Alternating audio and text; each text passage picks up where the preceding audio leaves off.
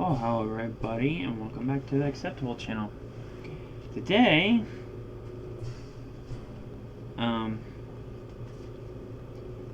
we have junk mail. It's quite funny. This one, I'm pretty sure my family on my father's side did this, not as a joke, but like to harass us, but I take it as a joke. Yeah, but with some of the stuff they send. But anyways, that's another story. You probably don't want to hear it. Anyways, the first piece is from Slumberland.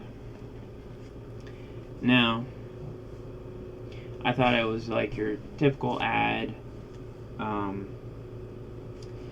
for like furniture that they were selling on sale, but nope.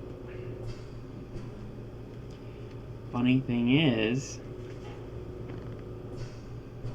it says congratulations on your wedding. Who am I supposed to be married to? And it's funny, it says, wishing you a lifetime of happiness, laughter, and enduring love. Hello, honey, how are you?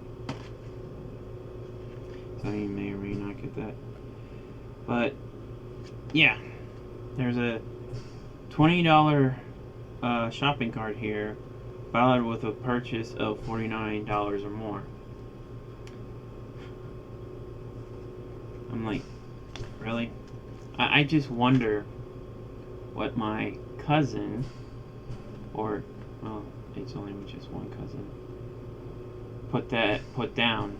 And but the thing of it is, they misspelt my name. I don't care if you say my last name or whatever. Brandium. I don't know where that came from. I've been getting mail for probably 10 plus years with that name. So, I don't know. It could be my cousin. It could be not. It's just strange. But anyways, the second piece of mail, which is even funnier, which is just like a normal advertisement. It is from Parker Millard Funeral Services and Cremations. Now, to give a little backstory, this is the funeral home that my sister went with to have my mother cremated, or our mother cremated. So, yeah, in here it just has, and you can see that hopefully. And here it has like stuff you can sign up for, like more information, do plans, etc., etc. But yeah, so I get married to, I don't know who. I still have yet to see the marriage certificate show up. Wink, wink. And then I get this advertisement that, oh, you're gonna die soon, so that was a short marriage. But anyways, yeah, I thought that was funny to get those two pieces of junk mail at the same time. Well, for a short little update for everybody, I've been having major health issues. This last month, August, for nearly the entire month of August, except for maybe a week, if that.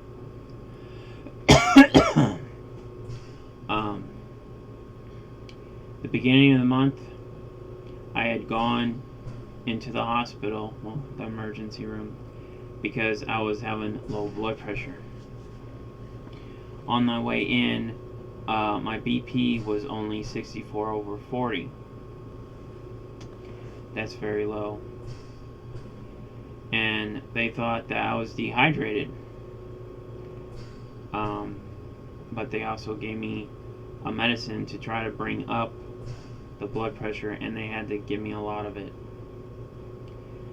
But they also pumped me full of, get this, which is not good for me since I'm a dialysis patient, a kidney patient.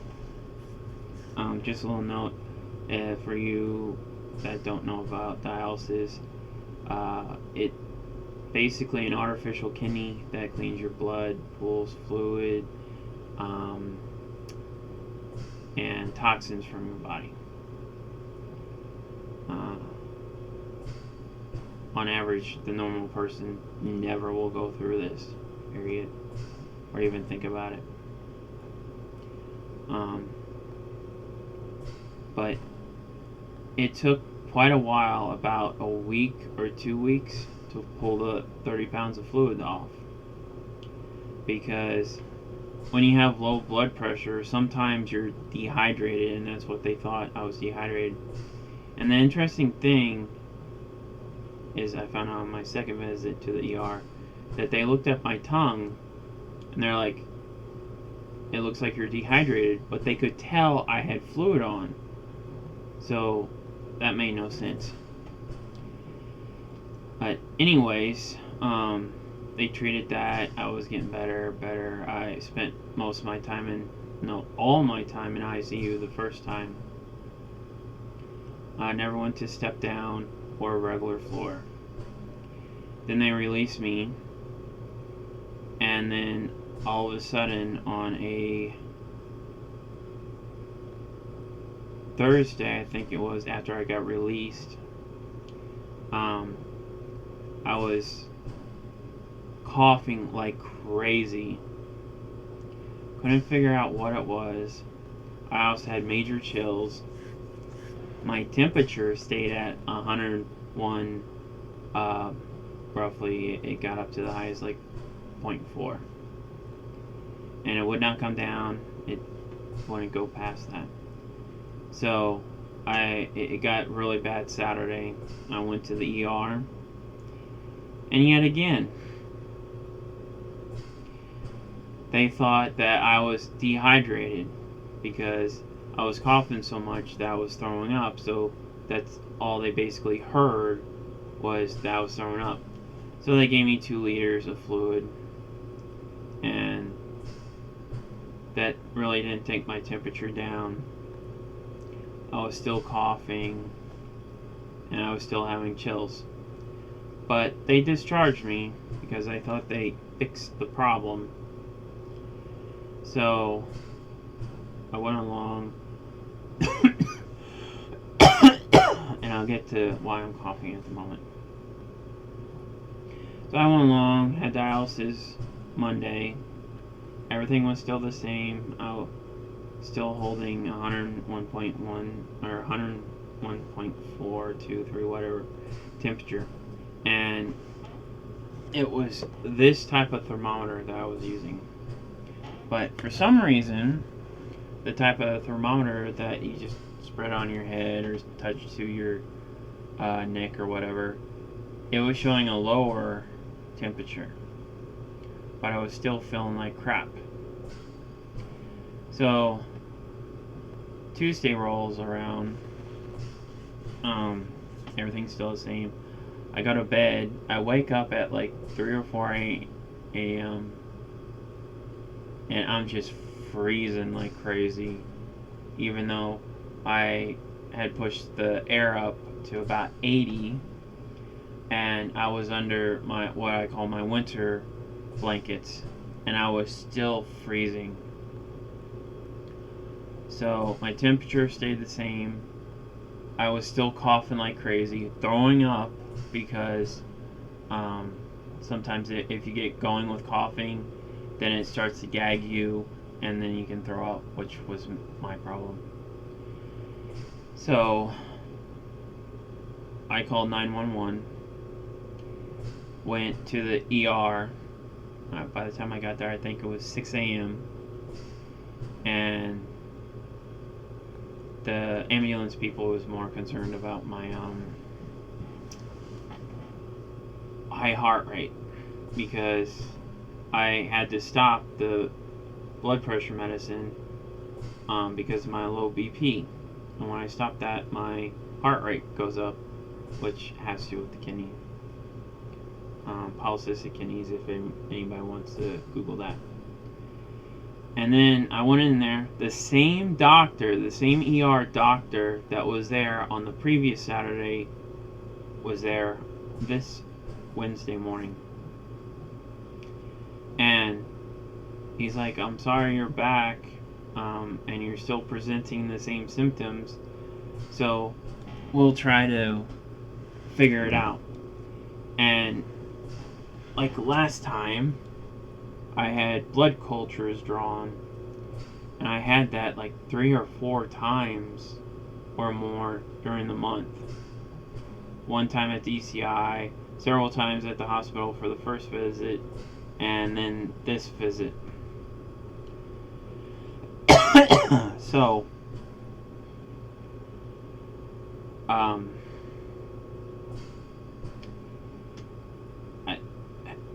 they still couldn't figure out that they were just stumped. And they stuck me on fluid again because, again, they thought that I was dehydrated, which I wasn't, in my opinion. So all the blood cultures came back negative. And I spent like 17 hours or something like that in the ER. I got there at 6 a.m. ish, and I didn't get up to a room till like 9 or 10 at night, because they couldn't figure out what the heck was wrong with me. So they kept coming in, checking my blood pressure. It was starting to get low, so they gave me some more of that medicine. And they stuck... No, that was the first time. The first time I went in there, I was just out of it. They stuck 2 IVs in my upper arms, which both blew.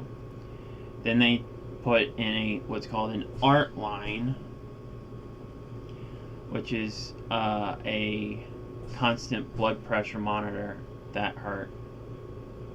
And then they went and gave me a CT scan trying to figure out what was wrong with me.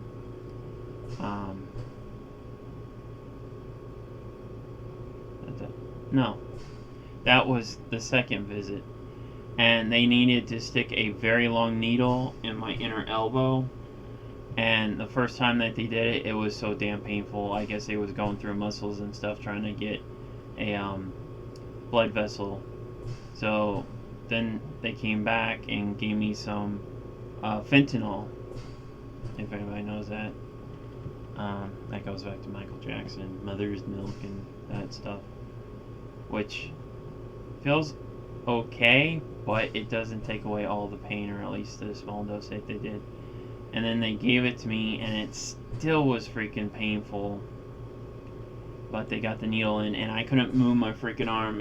I had to stay at one thing, because if I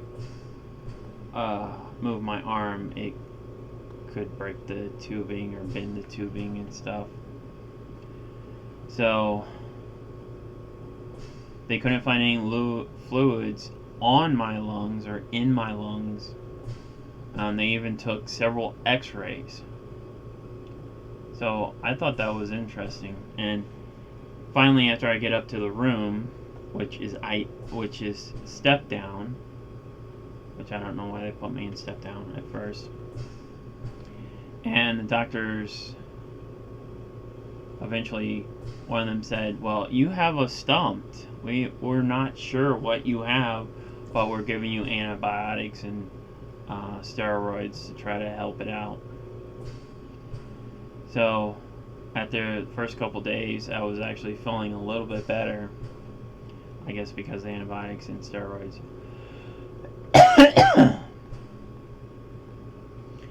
And they kept thinking and thinking and thinking. And then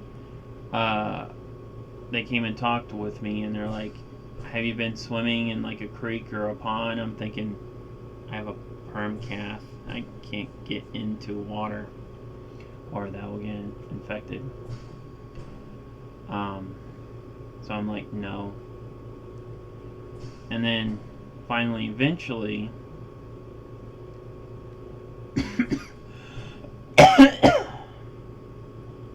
I'm jumping all around, sorry.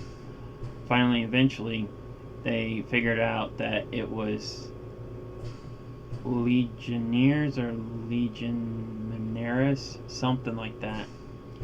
It's where a bacteria gets into your AC unit in the cooling part, and it blows out and you inhale it. There's a lot of cases out there.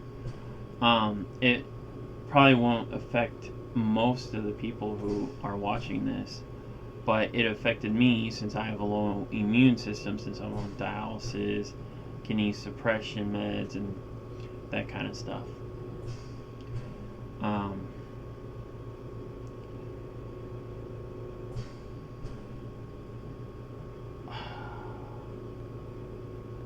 But yeah,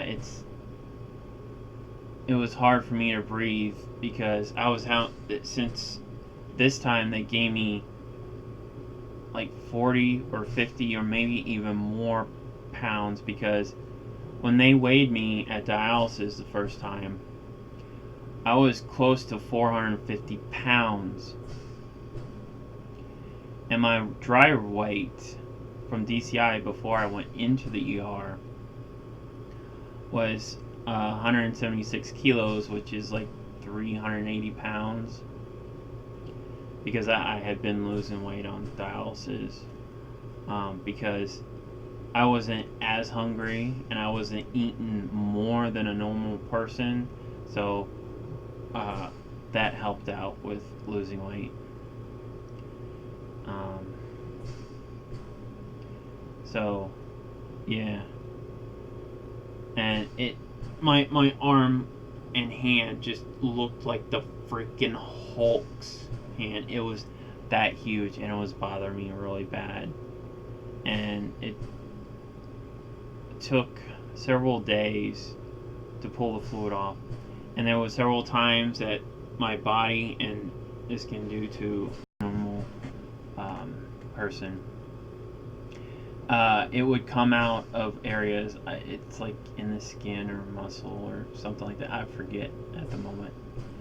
And when I would be sleeping at night, I would wake up breathing really hard, trying to catch my breath. And there would be fluid not in my lungs, but around my lungs, pushing it felt like. So I would have to have like an extra dialysis treatment the next day, and that happened to me 2 or 3 times. That was not fun. And this, I'm going to jump back a little. This bacteria thing with AC, it's a type of pneumonia, and it's a pretty bad pneumonia. So yeah, I'm talking a lot here, sorry, but there's a lot of information to get out there that most of my friends don't know about, and I just wanted to do it all at once. So, are we going? 15 minutes. Going back to the first one,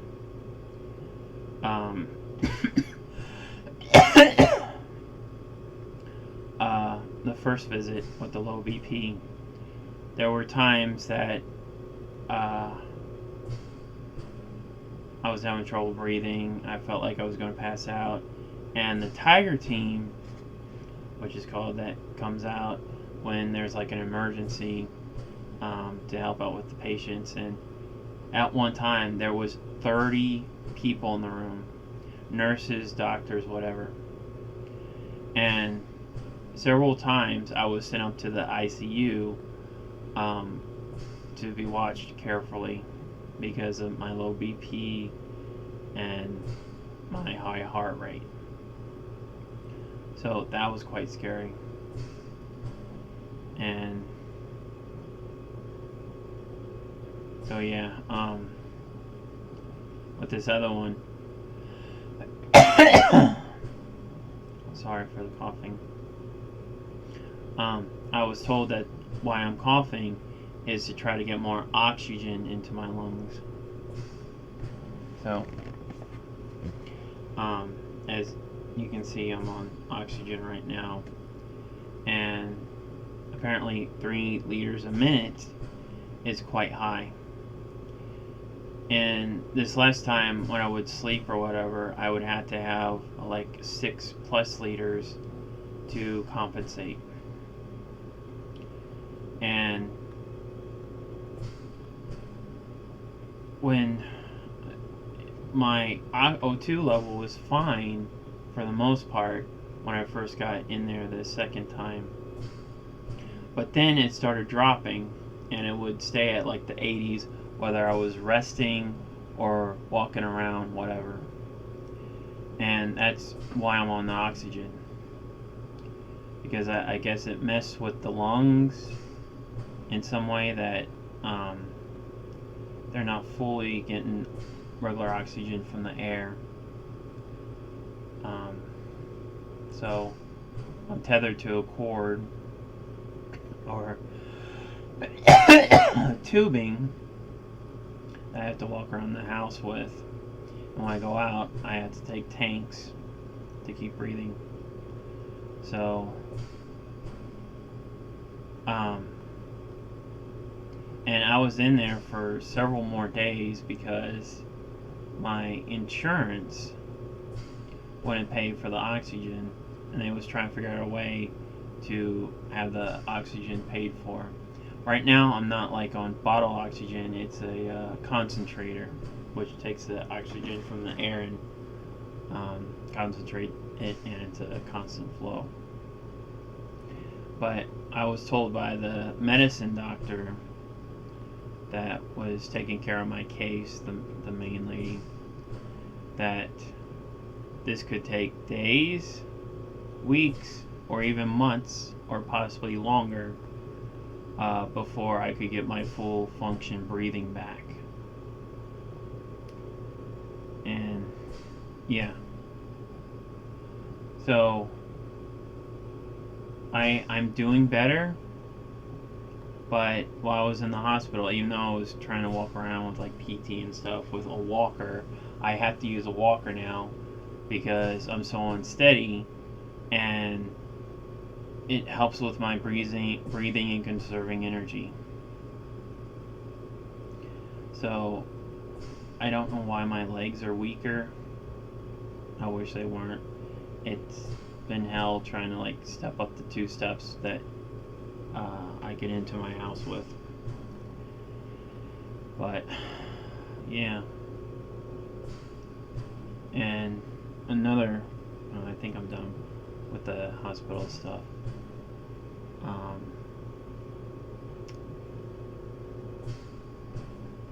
Yeah, well, I'll give a shout out. The nurse that I had most of the time, Haley, she cute as the dickens, and she was very mature and knowledgeable and stuff, very caring and sweet, and she really didn't want me to go because she said usually she'd probably get a mean person and get yelled at for, and she said I was really nice and all that stuff. But the funny thing was with Haley, I thought she was possibly in her late 20s or even early 30s. And when she told me that she was 23, I was just absolutely blown away.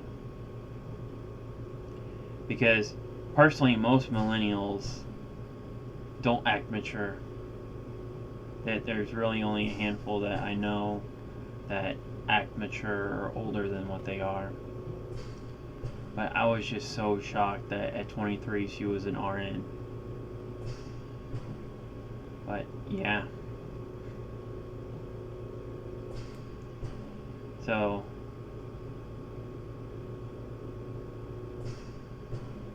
yeah, I'm gonna miss her. Hopefully next time if I get sick. But better yet, getting transplant. She could possibly be my nurse, which would be cool.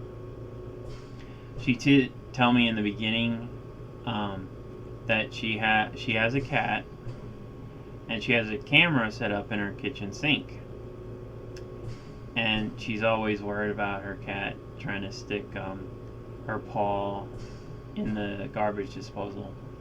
So she has the camera set up, and she has a smartwatch, and she can watch if the cat's in the sink, which I thought was funny. But I really did like this nurse. She just so amazing, so freaking amazing and caring. Most of the time, most of the nurses aren't really caring, and she was always coming around to check all her patients, compared to most of the other nurses I had while I was staying there, except for when I was in the ICU, which I didn't go into the ICU this time.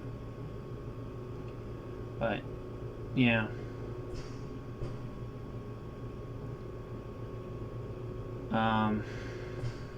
What else? Oh, an update on my caretaker thing. I have not had a caretaker for 3 months. The last time I had one was like middle of July. And my caretaker got fired. Don't know why. There's a lot of stuff infighting with this caretaker company and all kinds of weird stuff. But my caretaker was so damn caring. She did her job right and stuff, but I still don't know why she got fired. And I was trying to get her on with this new company so she could be my personal caretaker. And then after trying to work it out, unfortunately, her daughter is pregnant, and she decided to go down there and help her daughter all through the pregnancy, which I figured out that the baby would probably be due in December, but supposedly, the friends that know about this, I am not supposed to still be here in Columbia. I'm supposed to be out in Edenton, North Carolina. So, I don't know. Anyways, I talked with the state because you have to go through the state, which I didn't know. I thought you could call up another caretaker company and it would just switch over automatically. But after so many attempts, I was told that. So I called the state. I even asked for more time and a day or two because I'm not doing well at the moment, even though I'm trying to get better. And they basically gave the all clear, and they said that make sure if your current caretaker company sends someone out, let them do it. They never sent someone out. And this company right now is really crap because they never called me telling me that this or that. I would always have to find out information from my caretaker about what was going on. And they never sent, my caretaker had gone on vacation because she had time coming up, and then after that she got fired. And her other two clients got offered a caretaker, but I never got offered one. I haven't turned them into the state because of it. And it was like, seriously, I don't need a caretaker when I'm this bad. But I don't know if I heard what's going on. So so anyways, I've been out without a caretaker for 3 months now, roughly. Yeah, 3 months. And trying to set it up before I got sick, I would call and it's like, yeah, we got someone lined up for you, yada yada yada, and then muddling my way through it since I've never done this before. Like I said, I have been told, you have to call the state, tell them you want to discontinue with this caretaker company and go with this one. Well, it was taking really long, and since I got sick the first time in August, someone was supposed to come out here and I signed the papers, but and I kept checking like periodically if they had gotten the papers. They're like, no. And I was supposed to sign it the first time, but again, I got admitted to the hospital, and that was the last thing on my mind to do because I was not doing well. A couple times they thought that they was going to lose me. So then they was supposed to come out the 29th of August for me to sign, and then I got sick again, and I'm like, why is it so far out?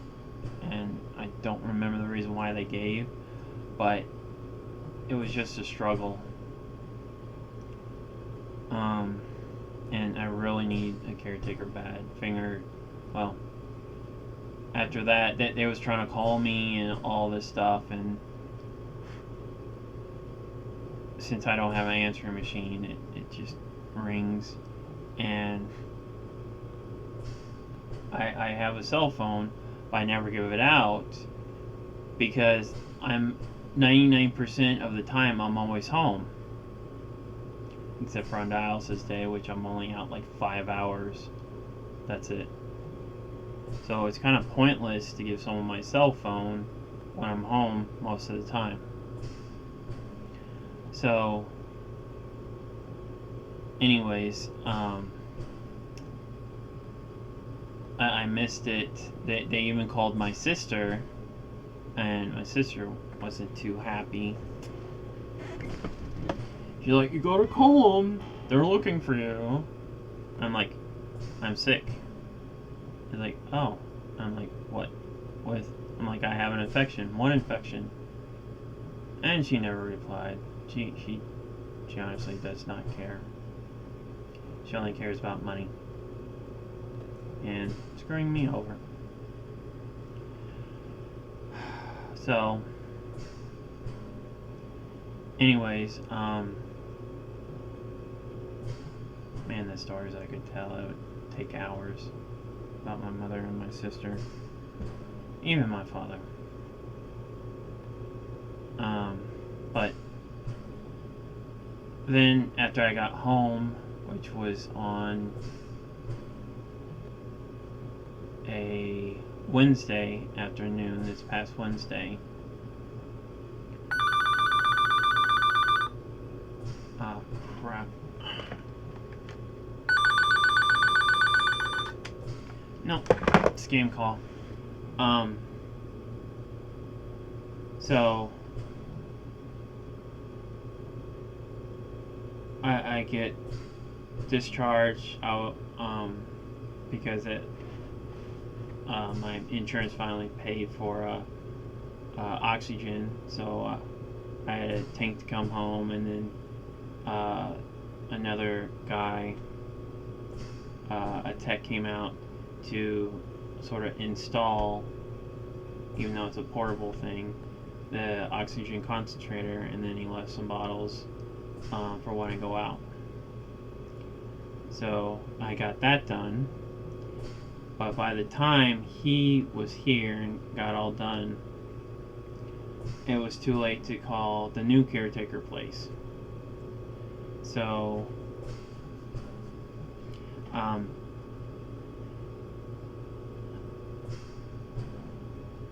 I had called the number. It transferred me to a call center, which this caretaker company must be much bigger than the one I was with previous. So I told them my story, what happened, yada yada yada.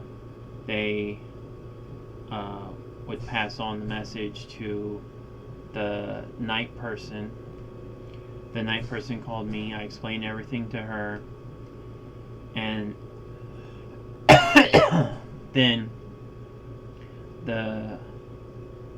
she said she would explain to the head lady of the office. I never know what the titles are anymore because they're all different. So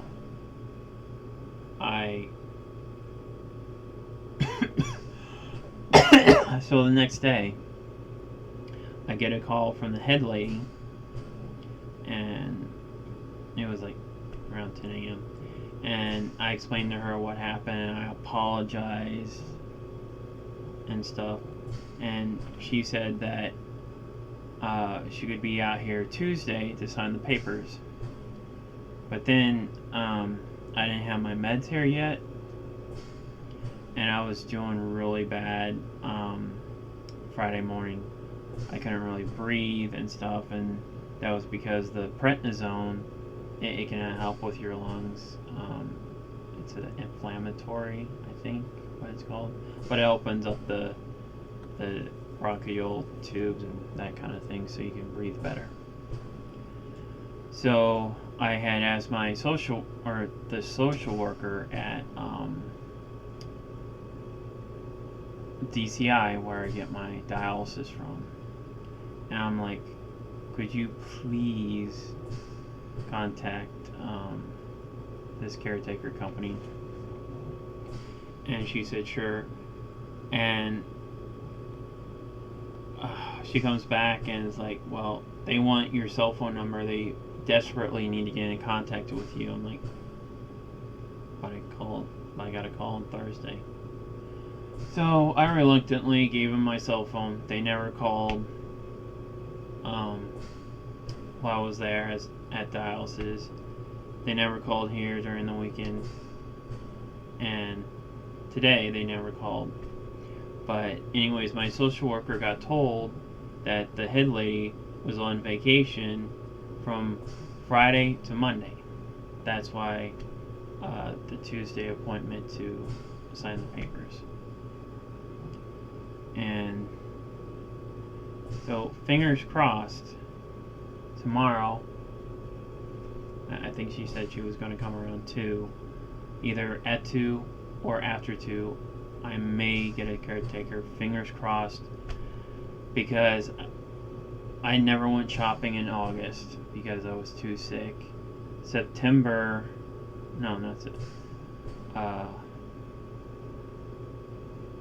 July was the last time that I went out to shop for food and household essentials, whatever. So I've been semi-desperate for food. I've been eating like canned goods and stuff, like veggies.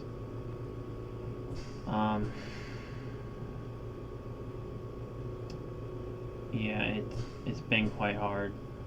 Some people might say, well, why not use a delivery service?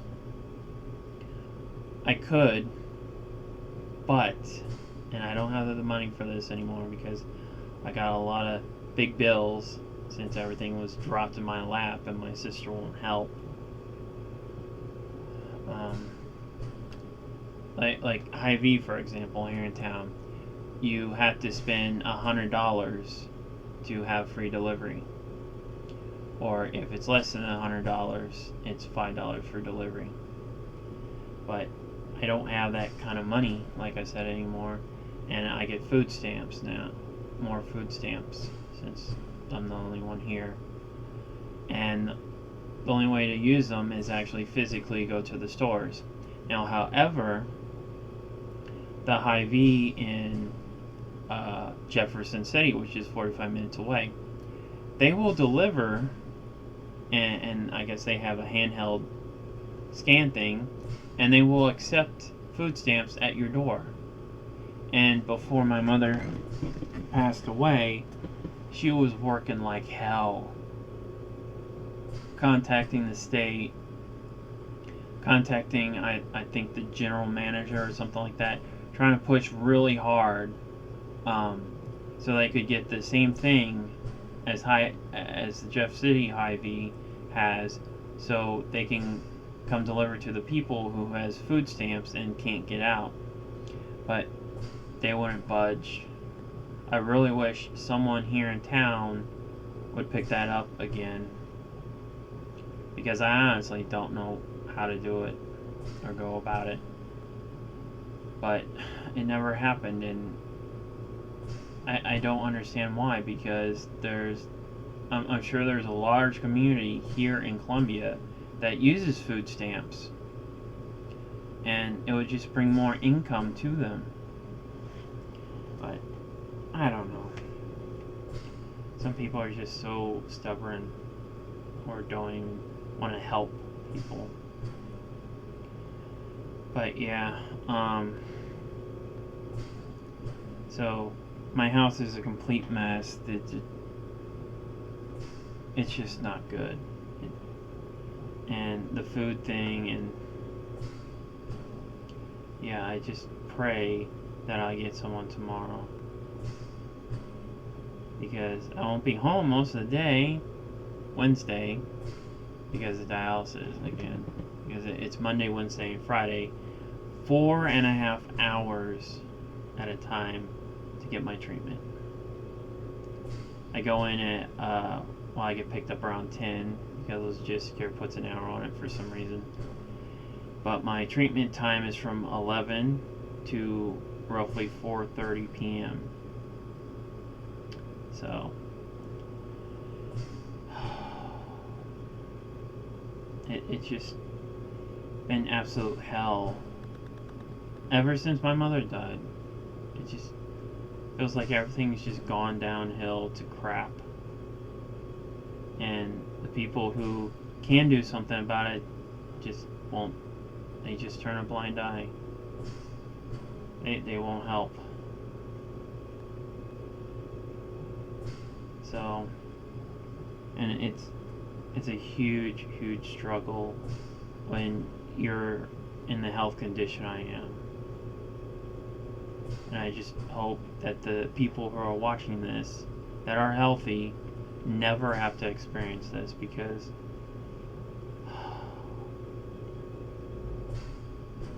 for lack of a better term, it's not fun. I can't think of a better word than that.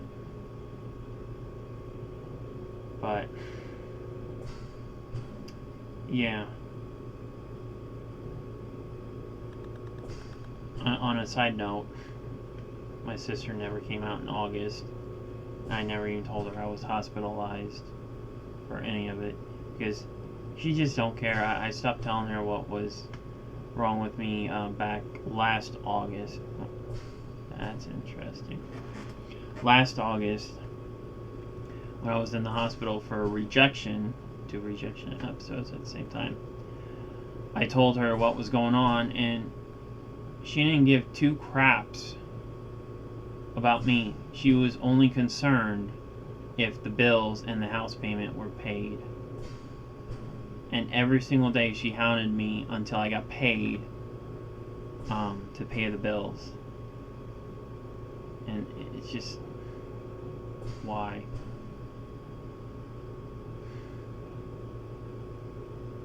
And if I ask any food from her, she expects to be reimbursed.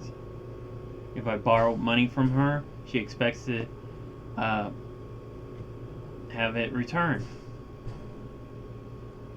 She only gives a crap about money. That's it. She has no heart whatsoever.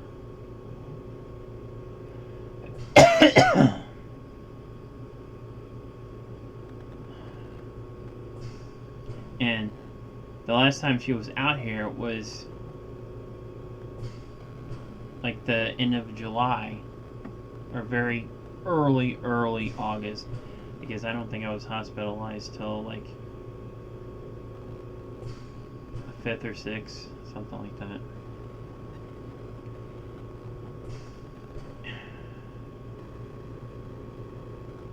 And it's just like, why? Any normal family would see that I need help, they would help, that they wouldn't expect to get paid back or anything like that. And I'm the opposite. I would just give if I could give, but...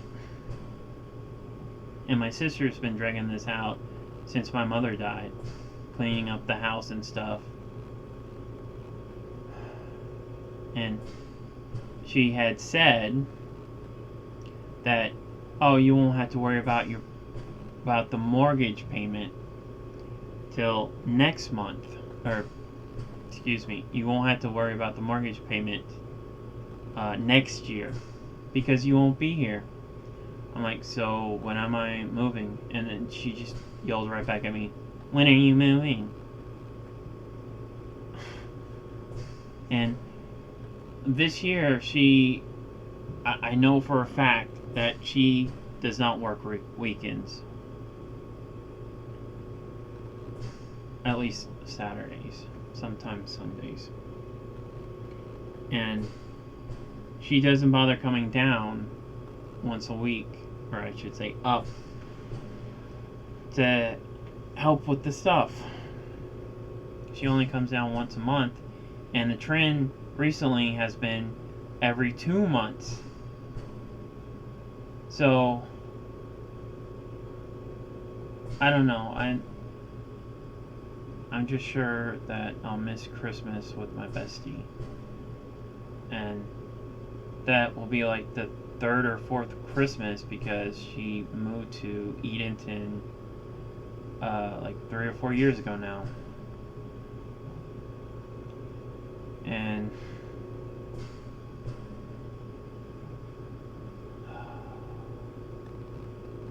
if the house doesn't get done by then, I'm still stuck here because I don't have the funds to move, because I'm like okay, but not really for the moment living here. You know, it just sucks. There's no friends.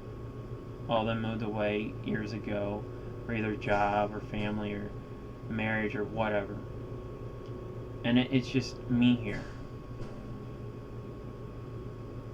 And I'm missing out so much time, just so much time with my best friend. And it just hurts. Every single day it hurts that I'm not with her. And I don't mean boyfriend or girlfriend, just down there with her, since she has nobody else either. And it just tears my heart up that I can't be down there with her to do whatever. And Trista doesn't care. So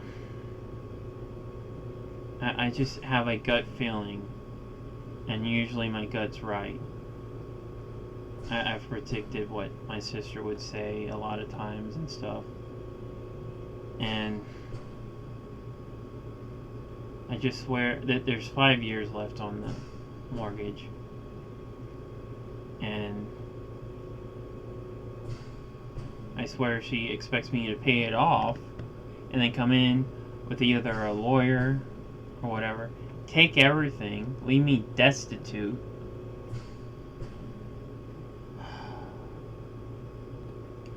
Which is not fair because I've technically been paying the house payment since 2003, because I would rent. That's how it was set up through Social Security, to pay my mother $333, which the mortgage was like 300 something, and my mother would take that and put that towards the mortgage. But she doesn't care.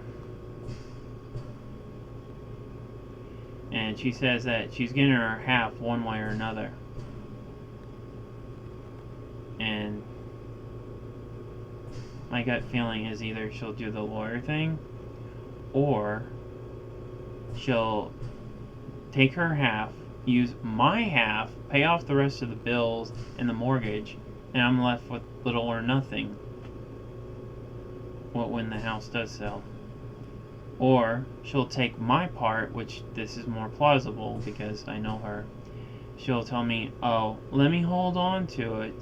So either you don't spend it on all kinds of crap and stuff and junk and waste your money, or let me hold on to it, her, so Social Security doesn't get you in trouble and you lose all your benefits. But my plan is not to waste it, and to take that money and put it on a house in Edenton that's near my bestie. So I can do more stuff with her since being closer. And maybe do some upgrades if there's money left over, because I'm pretty sure I would need a mortgage. But I would have a decent down payment. I mean, I'm not going to have like $100,000 split between my sister. It would be closer to probably maybe 80. I don't know. But and I have to say thanks to her boyfriend, who suggested that them two move me down to Edenton, and that was a plus. But my sister's been looking for a trailer, and she expected me to pay for half the trailer. And then she was only going to use it to move me. So I pay for half the trailer, and then she sells the trailer, and she's almost getting like twofold. Again, she only cares about money.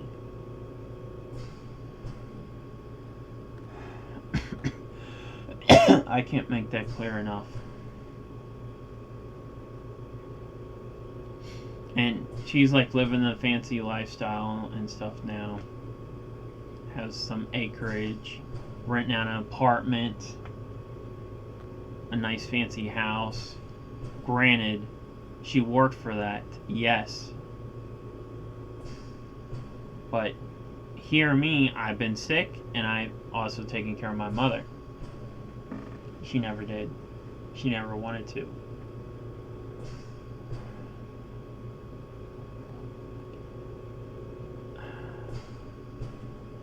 But I don't know.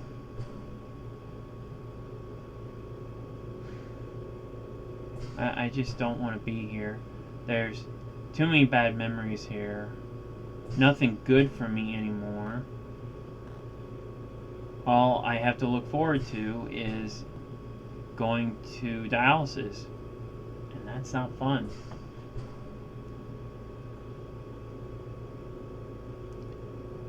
So I don't know what to do.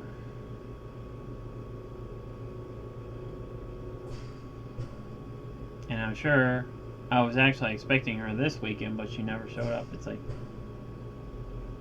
but you didn't come last weekend, and you didn't didn't come the weekend before. Or all the way back to early August.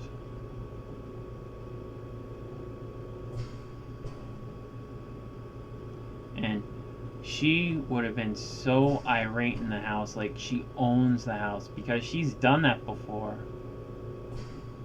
But I'm here. And I honestly feel trapped because anywhere else I go in the house, it doesn't feel like it's mine. Just my bedroom. That's it.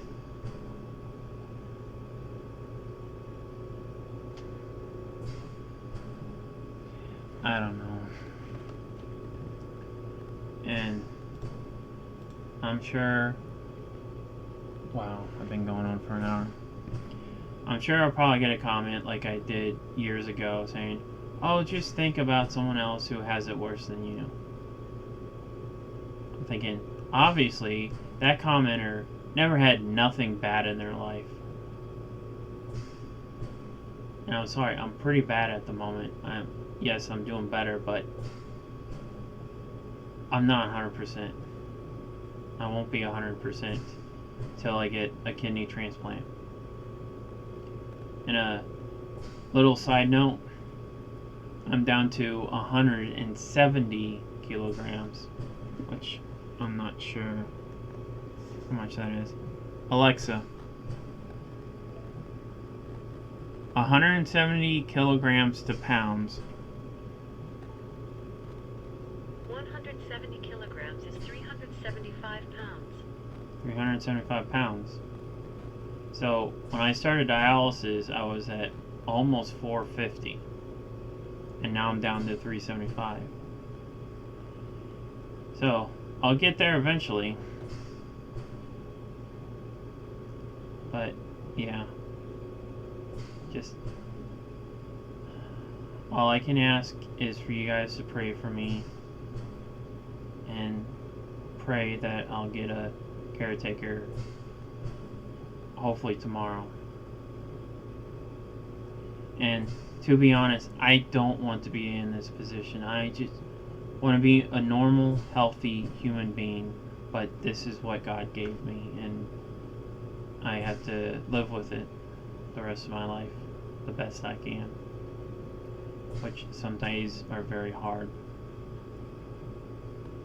But yeah, I don't know how much time I'm going to get with the caretaker. Originally I had like 3 hours and 45 minutes, something like that. And with the house, the state of it is, that's not enough time. Because the bathroom needs to be clean. My room is a complete mess. It just... Yeah, and then the kitchen's a complete mess too. And then on top of it, I need to have laundry done, and ever since we moved here in '97, we never had a washer and dryer put in, so I need to have that done, because I'm like literally out of clothes. I'm only have one pair of shorts left. I got a couple t-shirts, and I'm almost out of underwear.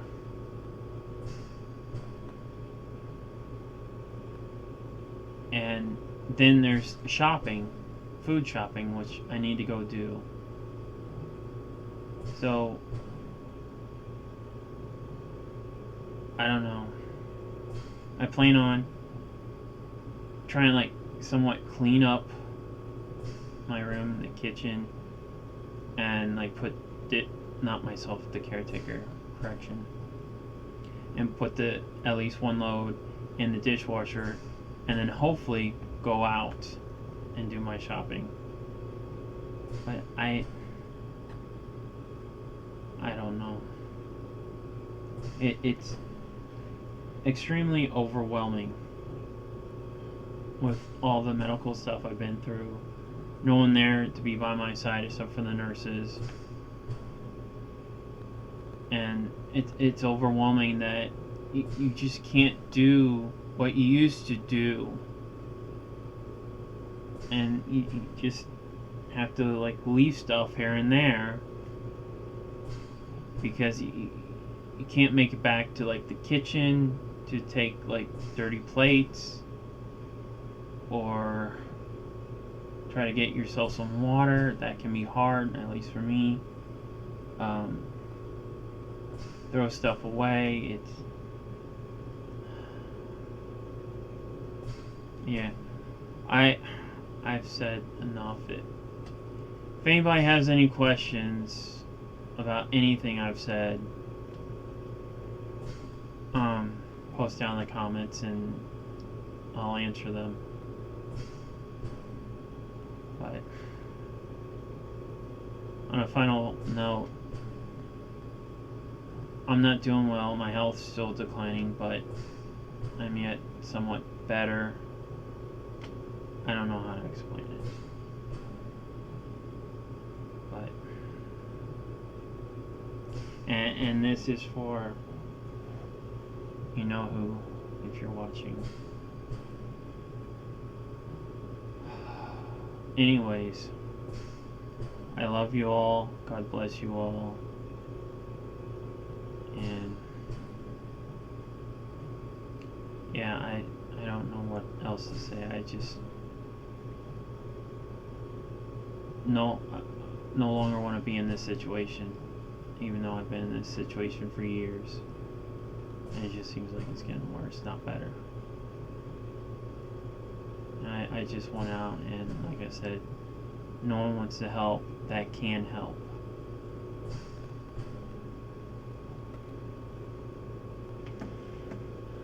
Anyways, that's it for now.